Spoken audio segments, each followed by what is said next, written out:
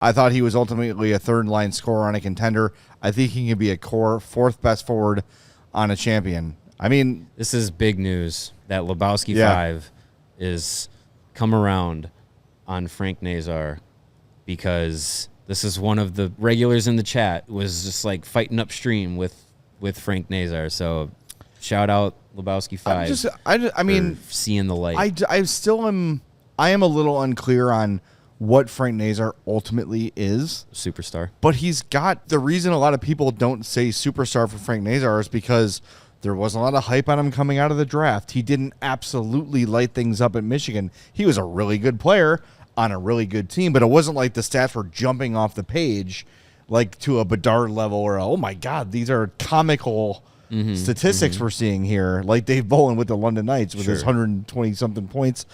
Maybe ultimately, when the Hawks are Stanley Cup contenders again, Nazar is a third-line guy. But that means a lot of other stuff is going really, really well. Right. He's got speed. He's got the willingness to defend. He looks like he's added the ability to put the puck in the back of the net. He converted on his first breakaway chance this year. There's nothing in his game that is a red flag to me. It's just a matter of what is the ultimate end game for him statistically. But right now, there's nothing he can't do. He is Frankie franchise. He is Frankie franchise. Yeah, I think the way he played in the back half of last season, what he carried through the World Championships, being invited to the USA Olympic orientation camp, the way he played through the preseason, like things are just rolling. Got the extension, things are snowballing so positively for him, and this is a guy that has a ton of self-confidence, and he backs it up on the ice. Like I've said it for a while since Jeff Blashill's come in, that Frank Nazar is going to be a guy that I think can quickly, maybe not more than Ethan Del Mastro, but I think Frank Nazar could become Jeff Blashill's favorite player because of the way that he plays, the skill, the speed.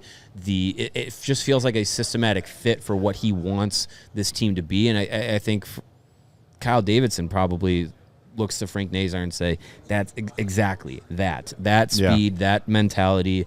That's what you want to build with. And I think it's infectious. You see Connor Bedard, I feel like finally has his best friend and his running mates with, in the locker room with him, and have it be Frank Nazar. And it's a guy that, like, I don't know. I'm as excited as we were on draft night when it was like, oh my God, they didn't take Frank Nazar. No, they did take Frank Nazar. As excited as we were for him at that point to become a Blackhawk and see his progress, now that he's squarely in the NHL, I'm even more excited to see what he can become, because all this talk about, like, Bedard's got to get someone to help him. It could be him. I think Nazar is an in-house guy that is the first one that you point to and be like, that's a guy that helps him. Yeah. It takes pressure off of Bedard, takes eyes off of Bedard. It gives another weapon that the Blackhawks have that opposition has to care about. You put them on different lines. You split up the talent. It's two guys that can drive their own line, and yeah, I'm very excited to see what Frank Nazar in a few years tops out at. Like, I still don't believe fully in this statement, but there's a better than 0% chance that Frank Nazar could lead this team in scoring this year. I don't think it's impossible.